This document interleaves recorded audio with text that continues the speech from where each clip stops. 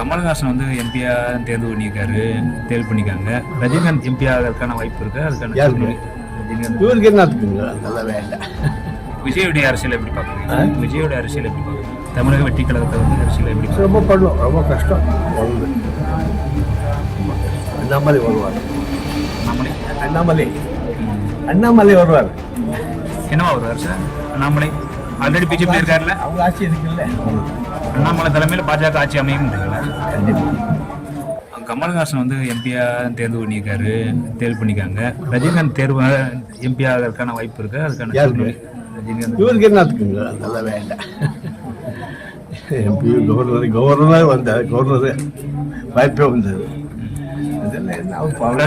அரசியலுக்கு வர விருப்பம் தெரிவிச்சு இல்லைங்க இல்லை. விஜயோடைய அரசியல் எப்படி பார்க்குறீங்க? விஜயோட அரசியல் எப்படி பார்க்குறீங்க? விஜய் தமிழக வெற்றி கழகத்தை வந்து அரசியல் எப்படி ரொம்ப பண்ணும், ரொம்ப கஷ்டம். வருது அண்ணாமலை வருவார். அண்ணாமலை வருவார். என்னவா வருவார் சார்? அண்ணாமலை ஆல்ரெடி பிஜேபி இருக்காருல்ல, அவங்க ஆட்சி இருக்குல்ல. அண்ணாமலை தலைமையில் பாஜக ஆட்சி அமையும். அண்ணாமலை சிஎம் வாய்ப்பு மக்கள் தான் தேர்ந்தெடுக்கும். அண்ணாமலை வர்றாரு சொன்னீங்க, இங்க வர்றாரு, எப்படி வர்றாரு? அண்ணாமலை வர்றாரு நீங்க வருவாருன்னீங்களா? எப்படி வர்றாரு? ஆட்சிக்கு வருவாரு அடுத்த வருஷம். சரி சொல்லுபடியாது மக்கள் தீர்ப்பு.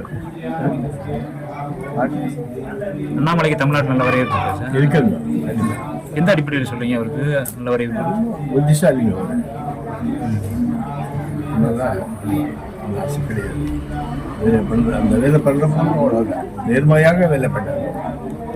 கண்டிப்பாக ஒரு நல்ல மனிதன். இந்த மாதிரி அவருக்கு வரணும். அந்த மாதிரி ஆட்சிக்கு வரணும்.